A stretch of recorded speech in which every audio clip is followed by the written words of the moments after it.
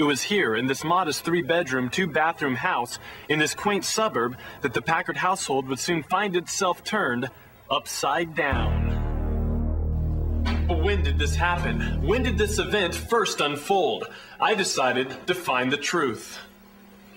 I guess it all started probably about 3 months ago. Like December?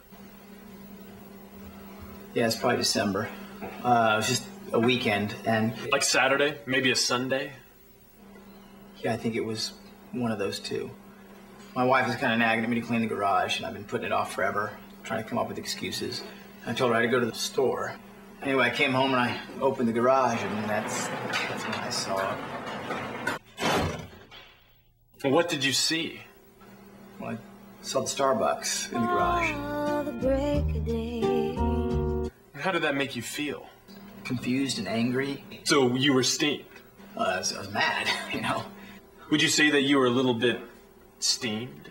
I was angry. So a synonym of being steamed. Yeah. Let's just say that he was more than a little steamed. Yeah, you know what? I was steamed. Yeah, at first it was just an encroachment on our privacy. But then I started to notice it was changing the behavior of my family. I first started to notice the behavior in the kids. I knew they were into something they shouldn't have been. They were acting erratically and dressed in black. And so I searched their room. I soon found my proof. But why would they do it? Why build one of the country's most popular franchises in someone's garage?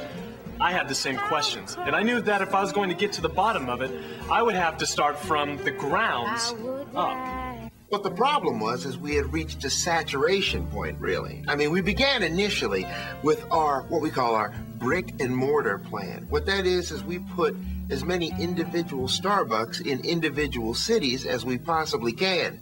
Then we moved on to phase 2, which is where we place a Starbucks inside of another business. And that works out really well.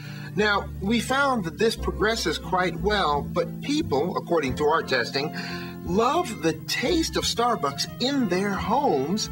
However, they want the social interaction, the sensory feel of being with other people in our stores. And that's when we hit upon it. The actual insertion of a Starbucks into the home.